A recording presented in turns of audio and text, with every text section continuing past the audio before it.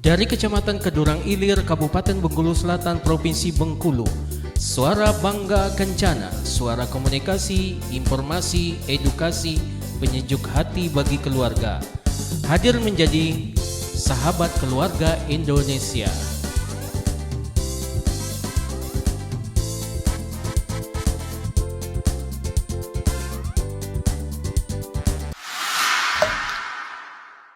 Kembali lagi bersama podcast Suara Bangga Kencana. Yang kali ini kita kedatangan narasumber yang sangat bisa menginspirasi kita semua yang ada di rumah.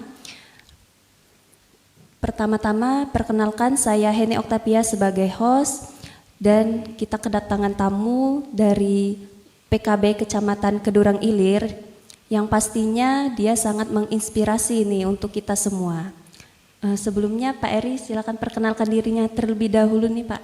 Baik, terima kasih Mbak Heni.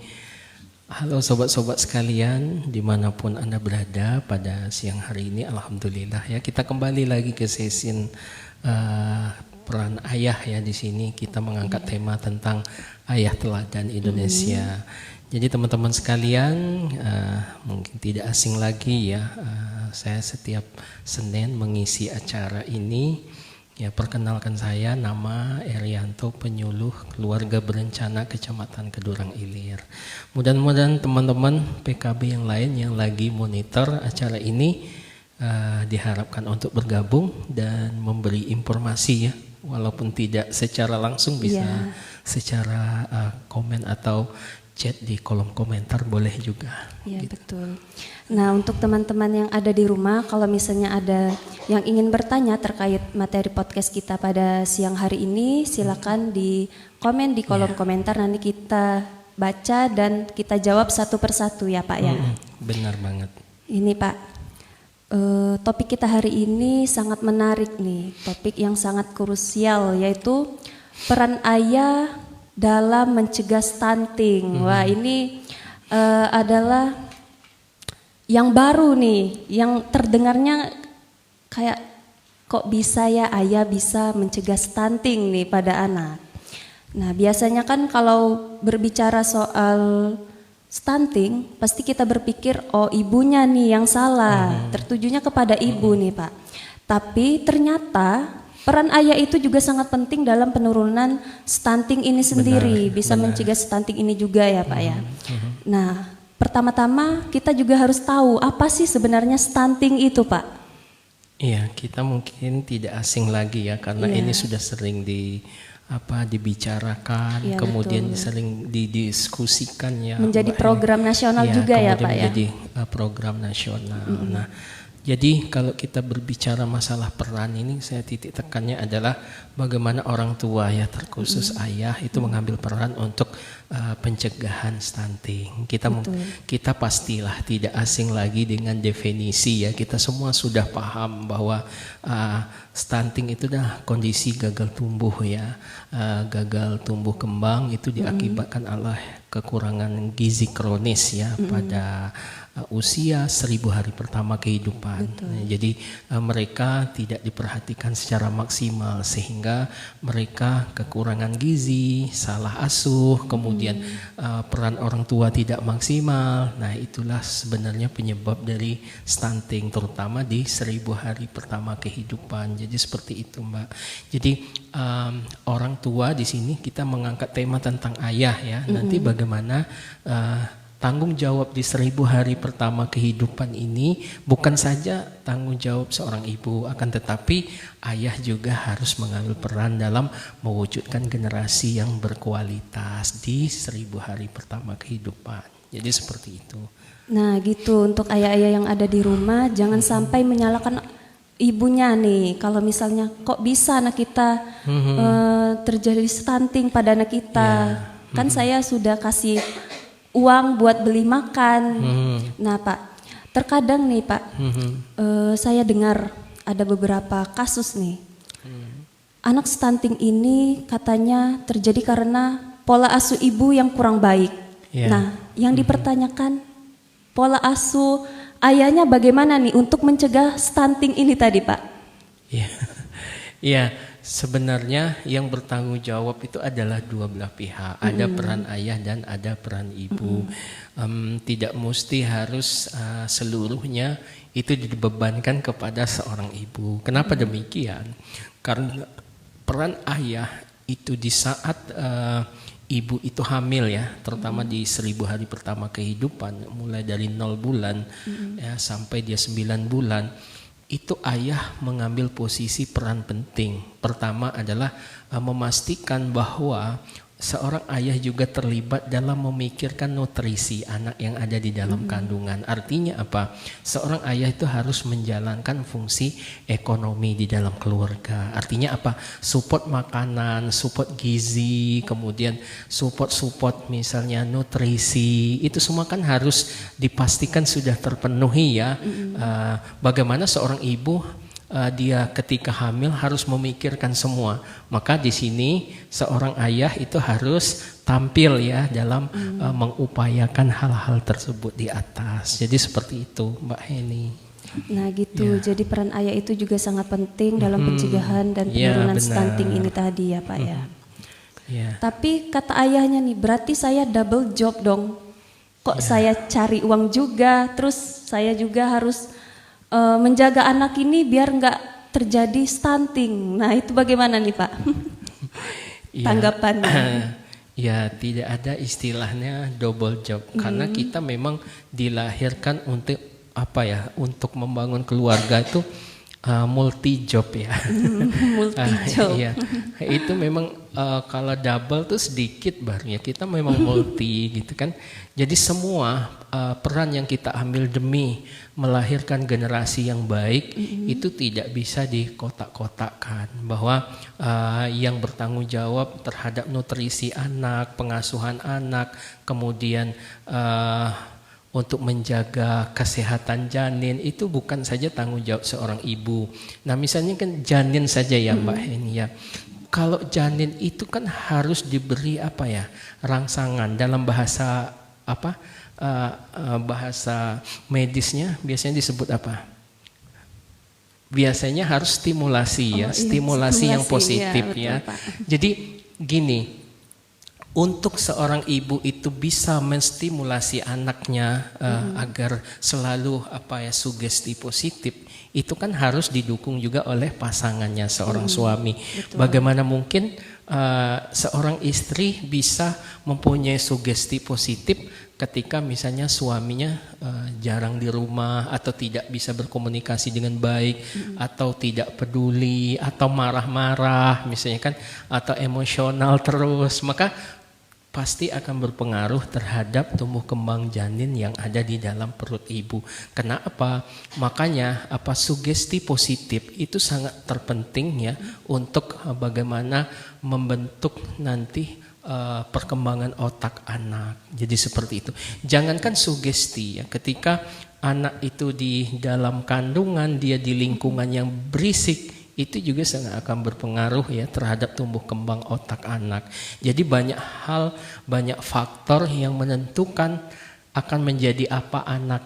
Makanya di 1000 hari pertama kehidupan, peran ayah adalah pertama memastikan bahwa mendukung upaya untuk nutrisi anak itu terpenuhi, kemudian stimulasi yang positif, kemudian juga sama-sama memberikan apa ya, kontribusi yang positif agar anak-anak di dalam rahim, terutama di 1000 hari pertama kehidupan, benar-benar terjamin apa ya, kelangsungan hidupnya dengan baik. Jadi makanya support seorang ayah itu sangat dibutuhkan, sangat diperlukan dan wajib hukumnya. Jadi tidak ada lagi double job. Kita lahir ini harus punya apa, multi job. Jadi semakin banyak peran yang kita ambil, maka semakin baiklah apa ya, manfaat yang akan diterima oleh keluarga kita. Jadi seperti itu, Mbak Heni.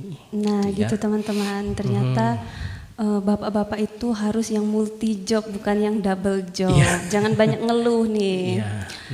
Jadi 1000 hari pertama kehidupan itu adalah masa emasnya pertumbuhan dan perkembangan balita ya Pak ya, benar sekali. Badutas itu sendiri ya Pak ya. Yeah. Nah kalau misalnya pada 1000 hari pertama kehidupan ini sendiri, kita salah dalam pemberian pola makan atau pola asuh yang terjadi tadi, yaitu terjadinya kurangnya Ya. Asupan gizi gizi atau pada malnutrisi. anak, atau malnutrisi yang terjadi pada anak itu tadi. Nah ini Pak, kan kita sudah membahas apa itu stunting, dan ada pertanyaan lagi nih dari netizen kita beberapa waktu yang lalu. Katanya, kenapa sih ayah itu punya peran penting dalam pencegahan stunting ini tadi? Iya. Pertama ya, seorang ayah itu adalah leader ya di dalam keluarga. Apa artinya leader? Kalau leader itu adalah orang yang mampu memberi dorongan, semangat ya, yang mampu kemudian mengajak ke arah positif. Beda kalau bos ya, kalau bos tuh kerjanya marah-marah aja gitu. Kalau leader tidak. Leader tidak, dia mempunyai banyak solusi untuk permasalahan-permasalahan orang di bawahnya. Nah, sekarang adalah tentu kita bertanya nih, kenapa kok peran itu sangat penting bagi ayah? Ya karena ayah itu leader. Kenapa dia disebut dengan leader? Pertama, dia adalah pengambil keputusan di rumah, gitu kan. Kemudian termasuk alokasi anggaran ya, makan sehat, kemudian kontrol kehamilan, kemudian imunisasi itu juga harus didukung. Nah, sekarang mungkin banyak orang bertanya, kan bisa ibu saja nih yang imunisasi. Iya betul. Ya, kan ibu bisa sendiri nih kontrol kehamilan. Kita bayangkan misal ya, kita ke klinik kesehatan, ibu itu datang sendiri, antrian pula, tanpa didampingi, dia sedang hamil. Akan berbeda ketika ibu itu didampingi oleh suaminya untuk kontrol kesehatan ya. Itu pasti akan berbeda. Karena apa? Tingkat stressing ya ketika perempuan hamil itu lebih tinggi dari perempuan yang tidak hamil. Makanya posisi di sini ya, setiap langkah-langkah proses dalam menuju ya kelahiran anak agar anak itu lahir dengan baik, itu semua peran pendampingan, sugesti yang positif, kemudian komunikasi yang baik itu harus segera terus dilakukan sampai anak itu berusia 1000 hari pertama kehidupan. Kalau boleh ngomong ekstrimnya nih teman-teman ya, mau jadi apa nih nanti anak itu sangat tergantung di 1000 hari pertama kehidupan. Betul. Jadi itu.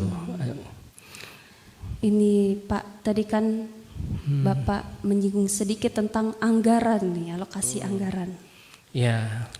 Nah, kalau misalnya sebuah keluarga ini tidak memiliki uang yang cukup untuk membeli, pastikan kalau untuk mengkonsumsi pada 1000 hari pertama kehidupan itu pada bayi atau janin yang diperlukan pasti nutrisinya harus lengkap. Yang harus lengkap ya Pak ya. Ya. Nah, kalau misalnya dalam satu keluarga ini tidak memiliki ekonomi yang bagus, nah apakah bisa berisiko terjadinya kelahiran anak yang berisiko stunting, Pak?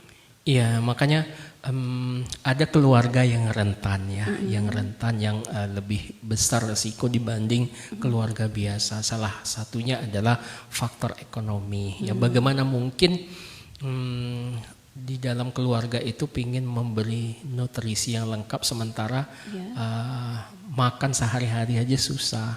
Adakah kita temui keluarga seperti ini? Ya kita tidak menutup mata, memang ada. Akan tetapi kondisi ini adalah kondisi khusus yang berbeda dengan keluarga normal yang kita beri edukasi ya. Nah tentu di sini pemerintah desa itu harus mengambil peran di sini. Peran adalah memastikan bahwa pertama ibu hamil itu benar-benar mendapat akses untuk mendapatkan gizi yang baik. Seperti di desa kan sudah ada tuh makanan pendamping ya. Kemudian dianggarkan dari dana desa, tim-tim kesehatan turun di posyandu, kemudian tim-tim BKKBN menganjurkan untuk ikut keluarga berencana agar kelahiran anak itu bisa terjaga dengan baik. Bagaimana mungkin bisa maksimal merawat anak ketika kelahirannya antara 1 sampai 2 tahun tidak diberi jarak yang ideal.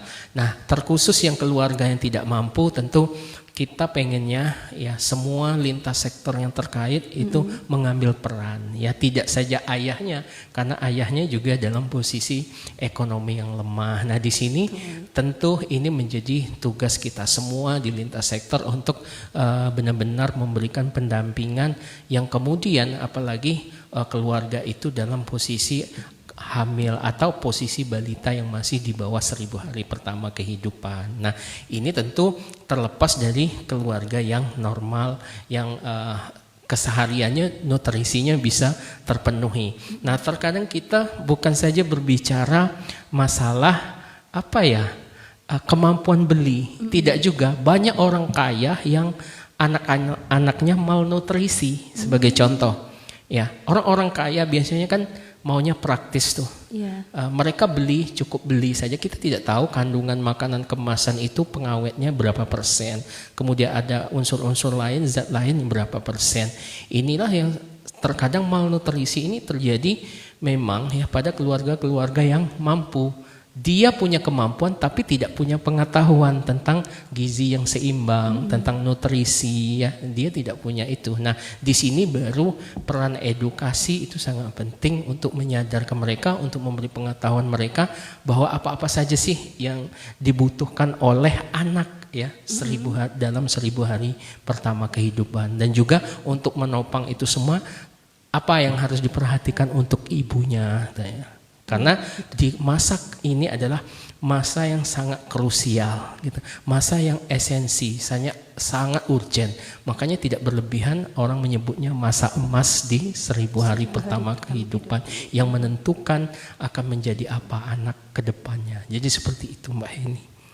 Wah, jadi ternyata ekonomi juga itu berpengaruh ya Pak untuk benar. Ini anak terjadinya stunting ini tadi, tapi tidak menutup kemungkinan juga bahwa orang yang memiliki kemampuan untuk membeli makanan yang sehat juga bisa terjadi stunting pada anaknya. Jadi peran ayah itu juga sangat penting nih untuk mencegah stunting ini tadi. Iya benar. Ini Pak, ada lagi nih pertanyaan dari netizen. Contoh peran ayah yang efektif untuk mencegah stunting ini gimana Pak? Ya, sebelum kita masuk ke peran yang efektif ya, tadi bahwa seorang ayah itu juga dalam proses tumbuh kembang anak pada periode 1000 hari pertama kehidupan, yang mesti dilakukan adalah juga memberi informasi ya secara terus-menerus, belajar tentang gizi yang seimbang, sehingga ketika kita punya uang itu tidak menjamin kita punya pengetahuan tentang gizi ya, tentang gizi yang baik, tentang gizi yang profesional ya. Karena kenapa? Kan ada juga nih yang statement yang tidak bisa kita bantah kebenarannya kan. Kesehatan kita itu tergantung dengan apa isi piring kita. Nah, itu ini juga harus menjadi catatan penting ya, menjadi blueprint ya untuk seorang ayah juga mengambil peran di sini. Kenapa? Ketika piring itu salah porsinya ya, kalau terlalu banyak karbo, kemudian kurang vitamin C dan vitamin B, itu kan sangat penting untuk menunjang tumbuh kembang. Nah, ini juga pengetahuan ini harus juga di-upgrading ya. Makanya orang tua yang baik itu selalu update informasi dan selalu upgrading diri. Artinya poinnya di sini apa? Seorang orang tua itu tidak boleh stuck di situ aja. Akan tetapi proses kita ini adalah proses belajar. Yang mana kehidupan itu, kehidupan yang paling ideal, kehidupan yang paling baik, tidak ada jawabannya selain daripada terus belajar. Jadi itu poinnya. Ya gitu. Untuk ayah-ayah yang ada di rumah, kalau misalnya ada nih beberapa ayah yang kurang modern nih Pak. Terkadang, aduh aku nggak bisa nih nyari apa sih gizi seimbang itu. Nah jadi kita sebagai ayah juga harus menjadi ayah modern untuk anak kita ya Pak ya. Orang berjiwa modern, orang bersikap modern itu harus rendah hati, bukan rendah diri. Rendah hati apa? Kita tahu bahwa generasi sekarang gen berapa? Bukan Gen Z lagi. Gen Alpha. Gen Alpha. Orang tua itu nggak usah nggak usah gengsi belajar dengan yang lebih muda. Kalau kita tidak tahu, tidak apa-apa. Tidak apa-apa seorang ayah belajar dengan anaknya yang masih remaja untuk soal teknologi, kan? Karena apa? Proses belajar itu kita tidak perlu memandang dengan siapa kita belajar. Yang perlu kita pandang adalah sejauh mana dia memahami pengetahuan itu. Ketika baik dari kita, walaupun usianya lebih muda, kita boleh belajar dengan yang lebih muda. Nah, sikap-sikap dewasa, sifat-sifat seperti ini itu jarang dimiliki oleh orang tua. Orang tua itu banyak gengsinya. Jangankan belajar dengan anak, belajar dengan orang yang lebih muda saja mereka tidak mau menurunkan egonya, gitu. Iya, betul. Nah, Pak. kenapa?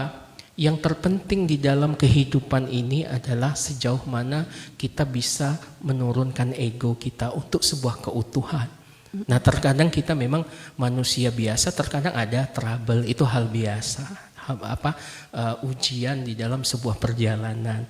Kalau perjalanan itu lancar-lancar saja, maka tempaan kedewasaan kita dalam berpikir, dalam bertindak, dalam berbuat, dalam mengambil sebuah keputusan, itu kita tidak pernah merasakan riset-riset yang bisa mendewasakan kita.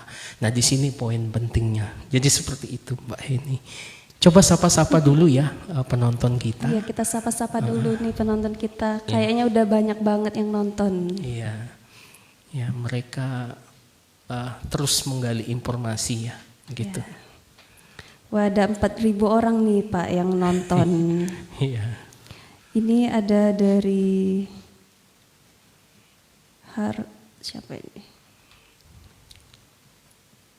Bunda Tama, halo Bunda Tama. Apakah Bunda Tama masih menonton live kita pada hari ini? Ini ada juga Alpik Yuan Sema. Iya, selamat datang, selamat mendengarkan. Ada juga Butterfly Era. Terus ada juga nih Kak Dia Dwi Ikra Negara. Oke, terima kasih. Untuk teman-teman yang sudah bergabung pada live kita hari ini, jika ada yang ingin bertanya, silakan di komen di kolom komentar, nanti kita jawab satu persatu. Terima kasih untuk teman-teman yang sudah bergabung.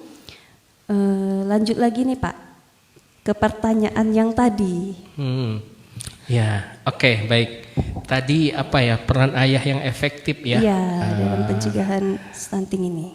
Jadi di sini ayah juga diharapkan untuk mampu ya, untuk bisa membantu, istilahnya mensupport penyiapan MPASI, makanan pendamping ASI. Nah, di sini bahwa kita tahu bahwa ASI eksklusif itu kan 6 bulan, tapi setelah 6 bulan sampai dia 2 tahun itu kan harus ada makan pendamping ASI ya, yang harus sesuai standar kesehatan. Tentu kalau kita menginginkan anak kita anak yang cerdas ya, anak yang baik, kemudian anak yang sehat, orang tua itu juga harus menyiapkan makanan pendamping ASI yang berkualitas. Ya, saya tidak mengatakan bahwa kita membeli makanan dari luaran itu tidak sehat. Ada yang sehat, cuman hal yang perlu kita perhatikan ada kita terus waspada dan selektif, itu intinya. Terkadang kenapa kita tidak tahu ya proses makanan kita beli di luar itu prosesnya seperti apa, kita tidak pernah tahu, kecuali memang ada produk makanan yang kita tahu prosesnya ya kan. Ada biasanya orang jual makan misalnya membakar ayam, dari proses bakarnya kita udah tahu, itu sebenarnya lebih aman daripada semua proses itu tertutup tiba-tiba sudah disajikan kan, apalagi untuk anak yang masih di bawah 1000 hari pertama kehidupan. Kemudian pemilihan makanan, tentu ibu-ibu yang era modern sekarang kan nggak mau sibuk tuh, banyak yang pengennya makanan yang praktis gitu kan, yang siap saji, yang siap saji tanpa harus mikir panjang, kasih air hangat itu sudah jadi makanannya. Akan tetapi apakah itu boleh? Boleh, cuman jangan menjadi kebiasaan dan jangan menjadi andalan gitu kan. Pokoknya anak nangis dikit ya, tinggal buka kemasan, kasih air panas, dikasih anaknya. Jangan, kita perlu mengolah makan sendiri yang kita memang tahu prosesnya. Karena apa? Di proses itulah ada proses cinta ya, proses di mana kita ada doa-doa di sana. Saya pengen ngasih makanan anak saya yang sehat kan. Ada sugesti-sugesti yang sehat. Dan juga pastilah seorang ibu itu akan hati-hati dalam memproses makanan tadi. Betul. Misalnya beli sayur. Kalau ibu yang baik tidak mungkin dari pasar langsung potong-potong langsung ditumis kan, tidak mungkin. Pasti dia akan cuci dengan baik, dengan bersih, dilihat ada enggak nih binatang lain misalnya. Pasti ketika dia beli buah di pasar, pasti ibu yang baik akan mencucinya terlebih dahulu. Jadi itu namanya proses. Nah, proses inilah yang akhir-akhir ini orang tidak mau melakukannya dengan alasan sibuk banyak pekerjaan, sehingga pada umumnya anak-anak sekarang itu pakai makanan kemasan, siap saji. Sehingga kita lihat kualitas anak-anak sekarang dibanding anak-anak yang dulu itu jauh berbeda. Anak-anak sekarang kita lihat ya, itu kena cuaca hujan sedikit sudah flu, sudah demam gitu kan. Kemudian kena tekanan sedikit sudah stres gitu kan. Dikasih masalah 1 hari, healingnya 1 bulan kan. Itu kenapa? Daya tahan tubuh, daya tahan emosional itu sangat berbeda. Itu karena kita tidak mau proses. Yang membuat orang itu dewasa itu kan diproses, bukan pada hasil gitu. Nah, itu yang membuat orang itu bisa kuat gitu. Tanpa proses orang tidak bisa kuat, dia akan rapuh seperti itu. Jadi seperti itu Mbak Eni. Gini Pak, tadi kan disebutkan kalau membantu menyiapkan empati untuk Baduta atau untuk anaknya. Nah, kata bapaknya nih, misal nih ada nih misal yang nyeletuk ngomong, kan yang masak ibunya, kenapa saya harus menyiapkan, harus bantu? Iya. Nah, untuk peran ayahnya itu yang mendasarnya ke arah kemana nih Pak? Membantu itu dalam arti tidak harus ayah memasak, tapi proses mendapatkan bahannya, kemudian gitu. anggaran untuk membeli bahan tersebut, kemudian membantu dalam prosesnya juga boleh. Misalnya kalau istri itu sibuk, mungkin dia seorang pekerja, ya tidak apa-apa dibantu dalam proses pembuatan makanan yang sehat gitu. Karena kenapa? Sekarang orang tuh beranggapan bahwa karena mungkin pengaruh iklan ya, itu makanan yang sehat tuh identik dengan makanan kemasan. Padahal tidak selamanya benar. Memang ada makanan olahan yang standar kesehatannya terjamin. Biasanya makanan-makanan seperti ini itu eksklusif dan harganya lebih mahal. Misalnya kalau kita di kota-kota besar itu kan makanan organik gitu kan, lebih mahal harganya. Nah, itulah yang dimaksud dengan membantu. Membantu itu meringankan proses ya. Kalau tidak bisa membantu ya jangan memberatkan prosesnya juga. Itu termasuk sudah memberi kontribusi pada ibu ya untuk menyiapkan MPASI. Nah gitu untuk bapak-bapak yang ada di rumah yang lagi nonton. Jadi bukan ikut memasak tapi membantu dalam prosesnya. Takutnya nanti salah persepsi nih bapak-bapak baru apalagi nih. Takutnya dibilang kata bapak itu tadi kita tuh harus menyiapkan MPASI untuk anak, padahal bukan menyiapkan dalam arti bukan memasaknya, supportnya yang kita berikan kepada istri kita. Gitu. Wah, kita sapa-sapa lagi nih Pak penonton kita pada hari ini. Ada Kak siapa ini? Kak Putra Zoktrin. Kapan MBG di Kedurang Pak? Iya. Untuk MBG ya di Kabupaten Bengkulu Selatan kan baru ada di 3 titik ya. Menyusul mudah-mudahan di tahun 2026 di Kedurang Ilir sudah menyusul ya. Nanti kalau sudah ada pasti tim itu akan terbentuk di kecamatan yang distribusinya pasti akan bisa diakses oleh semuanya gitu. Mudah-mudahan kita berdoa saja ya secepatnya gitu.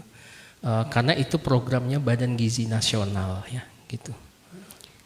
Ini ada pertanyaan, bukan pertanyaan sih, ini lebih ke statement dari Duku Manis. Kalau Bapak masak, Ibu lab. Live gimana Pak? Nah, kalau bapaknya yang masak, ibunya yang live sosmed. Nah, gimana itu pengalaman pribadi ya. Kayaknya pengalaman pribadi nih. Ya nggak gitu-gitu juga kita dalam menafsirkan bahwa artinya saling support itu artinya saling mendukung lah. Ya, artinya sesuai dengan kondisi keluarga masing-masing.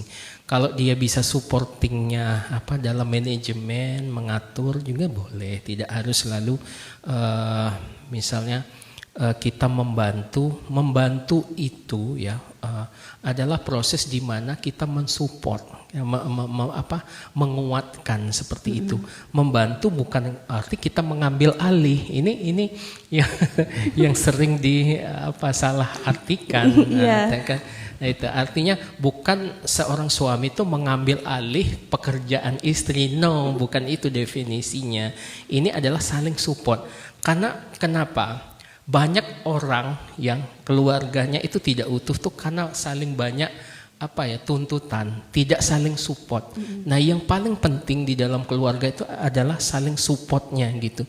Jadi support itu termasuk juga memberi semangat, memberi sugesti yang positif kan. Ketika ibunya capek, makasih ya Ma udah nyiapkan makanan untuk anak kita sehingga dia menjadi anak yang sehat. Itu juga sebuah sugesti kan. Artinya kalau seorang ibu itu selalu diberi support secara mental ya, dia juga akan menjadi positif dan kemudian energi positif itu pasti akan mengalir ke anaknya. Itu adalah salah satu contoh. Bukan kita mengambil alih ya. Ya udah saya aja nih masak MPASI-nya ibu sana main TikTok, bukan gitu definisinya. Jadi itu. Ya, makasih sudah berpartisipasi. Kita lanjut ya materi yang tadi ya. Iya Pak. Silakan Pak untuk yang contoh peran ayah yang efektif tadi apakah masih ada nih Pak? Nah, kemudian ada ya mendukung ASI eksklusif dan membantu pekerjaan rumah ini.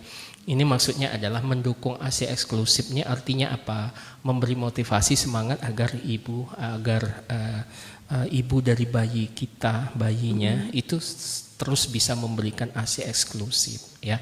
Walaupun sesibuk apapun berupaya untuk memberikan ASI dan berupaya untuk bekerja sama untuk bagaimana anak itu bisa terus sampai dia 2 tahun seperti itu.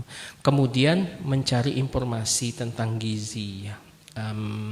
Ini artinya apa? Pengetahuan. Tadi kembali lagi ke upgrading tadi kan sudah dibahas ya. Kemudian pengeluaran agar diprioritaskan makanan sehat terpenuhi. Jadi ketika kita membuat nota pengeluaran atau rancangan pengeluaran untuk belanja, pastikan yang kita beli itu sehat-sehat daftar belanjanya ya. Jangan di daftar belanjanya saus, mie instan, kecap, ikan beku misalnya ikan yang dikaleng, ikan kaleng misalnya. Ternyata itu enggak bagus. Ya sekali-sekali tidak apa. Tapi harus memberi makanan yang paling bagus itu adalah makanan yang datangnya dari alam yang kita olah sendiri. Yang paling bagus lagi adalah makanan dari alam yang bisa langsung dimakan seperti buah-buahan kan. Ya, tapi jangan semuanya langsung dimakan, tidak semua sekaligus. Ya dari alam tuh langsung dimakan. Nanti ada sayur langsung dimakan, enggak juga gitu konsepnya. Adalah buah-buahan misalnya kan. Kalau sayur juga harus dimasak sesuai dengan standar kesehatan kan, terutama kebersihannya. Terutama ini kita makannya. Teman-teman kan sering membeli, itu tidak masalah sih kalau sekali-sekali kita membeli, karena kita tidak tahu proses orang mengerjakannya seperti apa kan, seperti itu ya. Ada lagi Mbak Heni? Gini Pak, tadi kan juga dibahas kalau yang menentukan pengeluaran itu ayah juga harus ikut ambil nih, berarti ayah juga memantau makanan ya, apa yang harus dikonsumsi gitu ya Pak? Iya, makanya ayah ibu itu bekerja sama.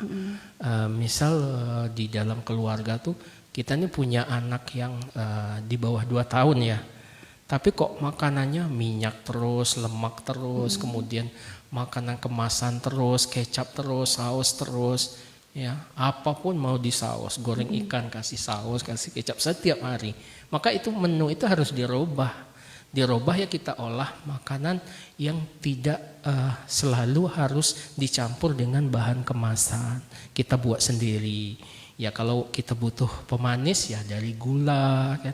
Kemudian kalau mau pedas ya dari cabenya langsung, tidak usah beli. Terkadang banyak juga sih orang yang membeli itu karena ingin praktis gitu kan. Ekonomis ya.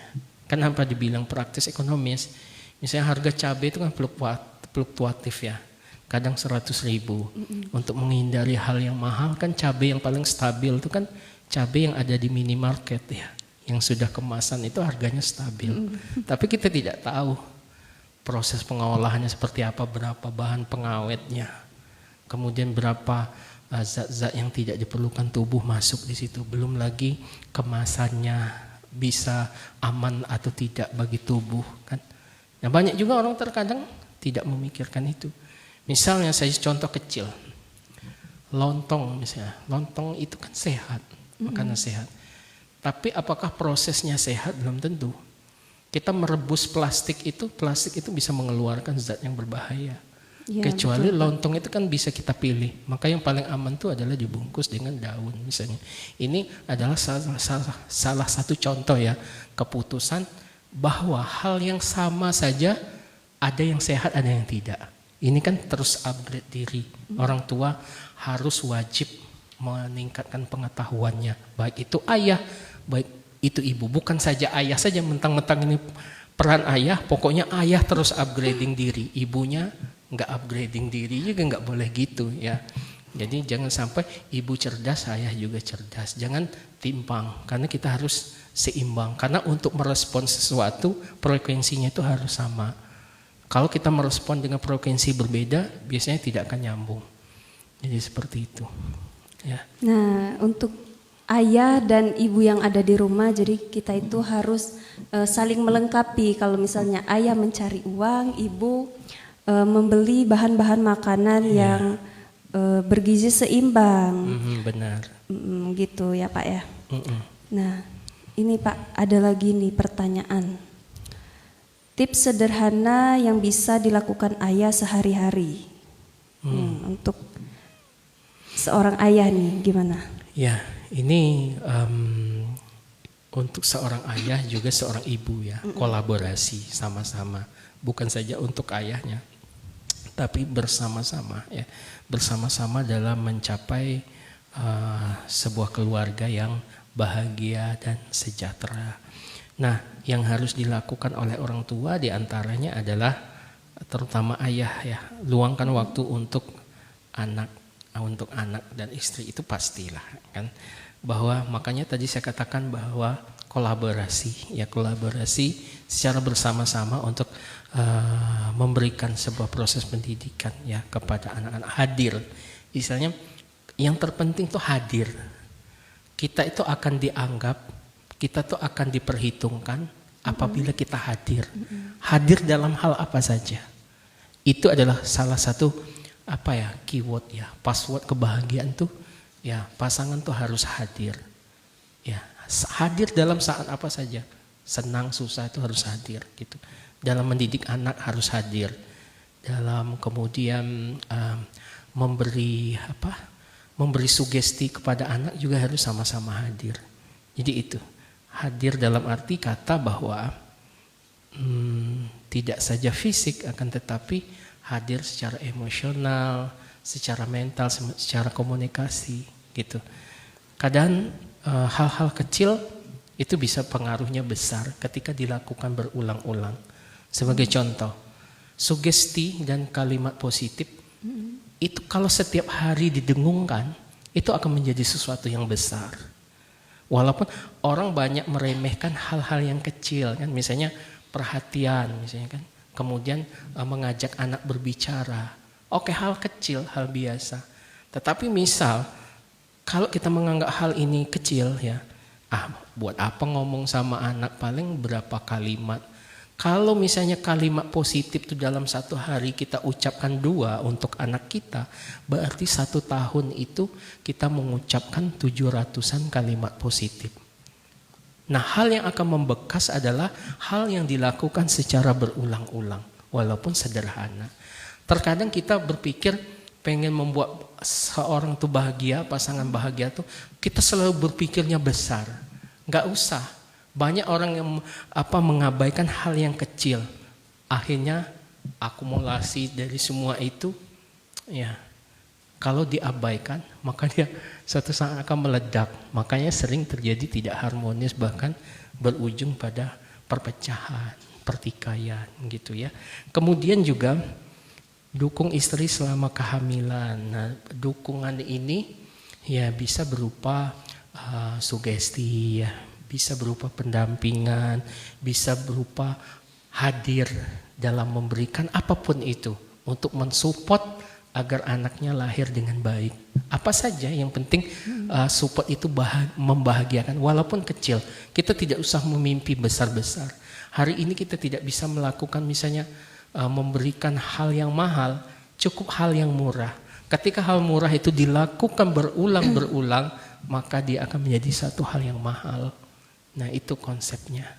Ya. Memotong sedikit nih Pak, ya. Kan tadi Bapak singgung masalah meluangkan waktu untuk anak dan istri. Nah, bagaimana kalau misalnya ayahnya merantau jauh untuk mencari nafkah untuk anak dan istri? Nah, itu bagaimana peran ayahnya yang harus dilakukan?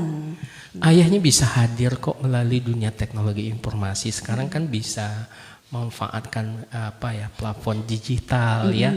Beberapa plafon digital itu sudah sangat murah. Kalau misalnya tidak, gimana kalau orang tuanya tidak punya HP? Saking susahnya mungkin orang tua. Ya, tentu ya tidak mungkin lah. Sekarang tuh udah jarang. Kalau itu yang terjadi, ya bisa juga dilakukan dengan meminjam device orang lain. Tapi rasanya tinggal 0, sekian lah orang yang tidak punya gadget. Pasti anak jauh misalnya kan, tiap misalnya minimal 2 kali dalam seminggu atau tiap hari sekali itu ditelepon, video call, memberi motivasi dan semangat. Itu juga salah satu caranya gitu. Lalu mungkin orang bilang, Pak saya benar-benar nggak punya semuanya, handphone nggak punya, alat komunikasi nggak punya. Doakan saja yang positif. Karena frekuensi getaran positif itu ketika dilakukan terus-menerus itu akan sampai. Sugesti itu besar loh pengaruhnya. Orang tidak akan sembuh dari penyakit kalau dia tidak tersugesti. Maksudnya apa? Dia harus yakin dengan apa yang dia misalnya berobat, dia harus yakin sembuh. Kalau tidak, dia tidak akan bisa sembuh. Karena frekuensi itu ibarat sinyal radio lah kan. Dia kalau frekuensinya salah, dia akan nggak nyambung gitu. Nah, berarti kehadiran ayah ini tadi tidak mesti harus ada fisiknya di depan. Ya, karena ya, sesuai Pak, ya? situasi dan kondisi juga gitu. Kalau dia dalam lingkup di tempat yang sama iya, tapi kalau di tempat jauh kan ada juga alternatif.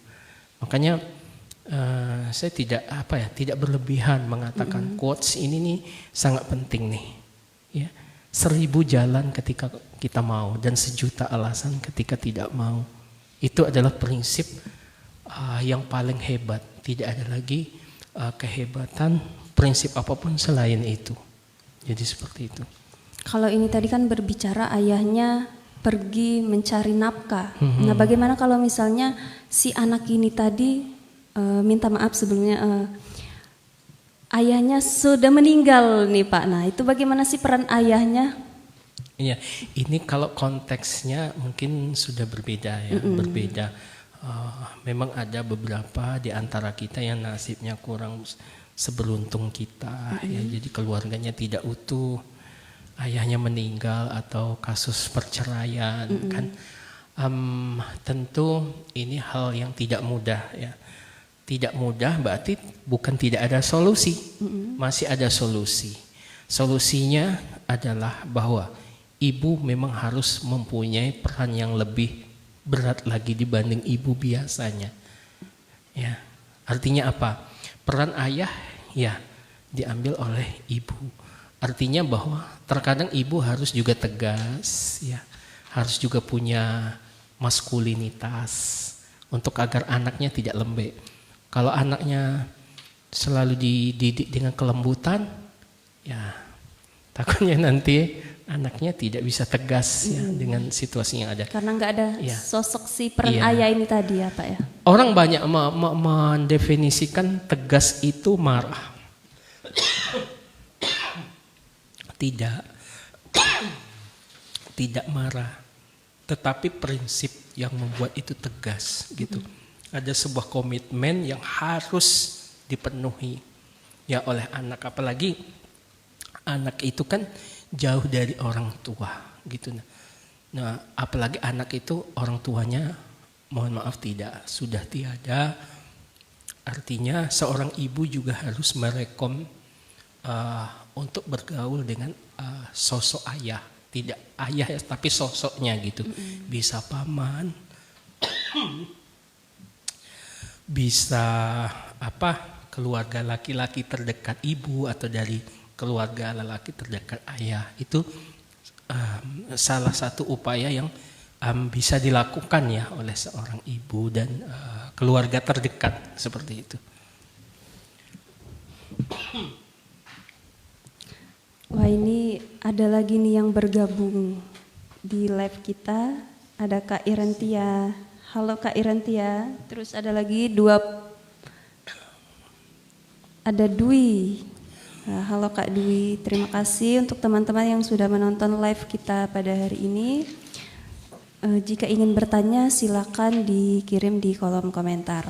Nanti kita jawab satu persatu. Oke, sambil kita menunggu ya. Ya, kita pertanyaan break dulu ya Pak ya. Iya.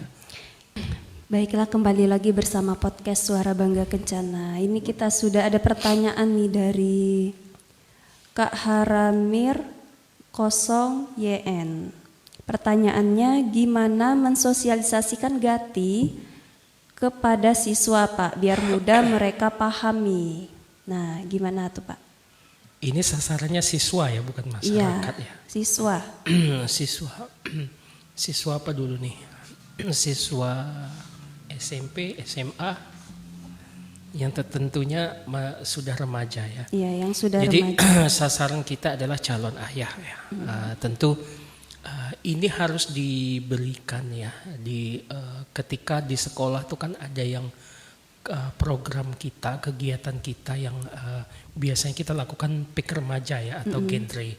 Nah, materi ini bisa kita siapkan juga untuk remaja-remaja, terkhusus remaja laki-laki, persiapan menjadi seorang ayah. Memang kalau misalnya di sekolah itu kan lebih menekankan kepada remaja putri ya untuk cash pro-nya, kesehatan reproduksinya. Nah, di sini nanti bisa buat sebuah program, sebuah kegiatan di mana ayah adalah sebuah peran. Peran ini diperkenalkan kepada remaja laki-laki. Oh, nanti ketika dia menjadi seorang ayah, apa saja sih peran-peran yang mesti dilakukan? Nah, ini juga bisa terkait dengan materi-materi Gati ya tentang tadi peran ayah ya yang secara sederhana terlebih dahulu. Kemudian di situ ada juga sentuhan-sentuhan emosional, tanggung jawab yang mesti terus disosialisasikan, digaungkan untuk program Gati. Intinya bahwa ayah teladan itu bukanlah ayah sempurna. Jangan menganggap bahwa gerakan ayah teladan itu adalah ayah sempurna, tidak ada salahnya. Akan tetapi kalau ayah teladan itu adalah ayah yang bisa memberikan hal yang positif yang lebih besar dibanding hal yang negatif. Dan ayah yang hebat itu adalah bisa mendeteksi dini bahwa anak terindikasi melakukan hal negatif dan kemudian ayah mengambil peran secepatnya sebagai orang yang pertama memberi memberi kontrol atas perilaku anak dan kemudian perilaku negatif itu tidak terjadi karena peran ayah itu juga merupakan ayah yang hebat gitu. Nah, dalam pengertian sederhana saja, tidak usah berat-berat pemahamannya ya, sederhana saja gitu. Tadi ada juga yang memahami ayah teladan itu mengambil peran istri itu salah ya. Tidak seperti itu definisinya gitu. Sudah diambil perannya Iya, nih. gitu. Bukan mengambil peran istri, justru itu bukan ayah hebat, tetapi ayah yang kurang bijak gitu. Jadi seperti itu. Gitu.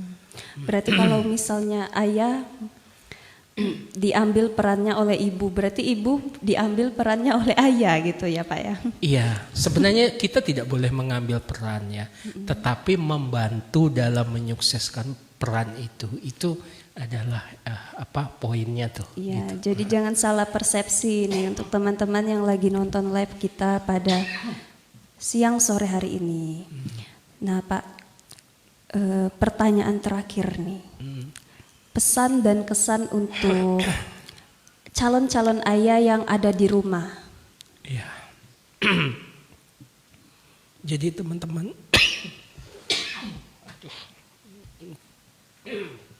jadi teman-teman sekalian, hari ini bagi teman-teman ayah muda ataupun calon ayah, kalimat sederhana, ya, singkat dan mudah dipahami. Hadir dalam setiap apa yang menjadi tujuan suami istri, hadir dalam semua, peduli dalam semua apapun yang menjadi aktivitas di dalam keluarga. Itu aja kalimat simpelnya gitu. Wah, terima kasih Pak Eri sebelumnya informasi-informasi yang diberikan pada hari ini sangat-sangat bermanfaat nih, bukan cuma untuk seorang ayah tapi juga seorang calon ayah yang ada di rumah. Mungkin tidak ada lagi nih yang ingin bertanya. Sudah sekitar 1 jam kita menemani teman-teman yang ada di rumah. Kita tutup saja ya Pak ya podcast kita pada hari ini. Terima kasih kepada Pak Eri. Sama-sama. Sudah mau datang nih di undangan podcast kita pada hari ini. Semoga kita bisa bertemu di lain kesempatan ya Pak ya. Semoga ini bermanfaat untuk kita semua dan bermanfaat juga bagi orang yang bicara. Ya, amin. Ya. Kita akhiri live kita pada hari ini. Terima kasih kepada teman-teman yang sudah menonton. Wassalamualaikum warahmatullahi wabarakatuh. Sukses selalu. Waalaikumsalam warahmatullahi wabarakatuh.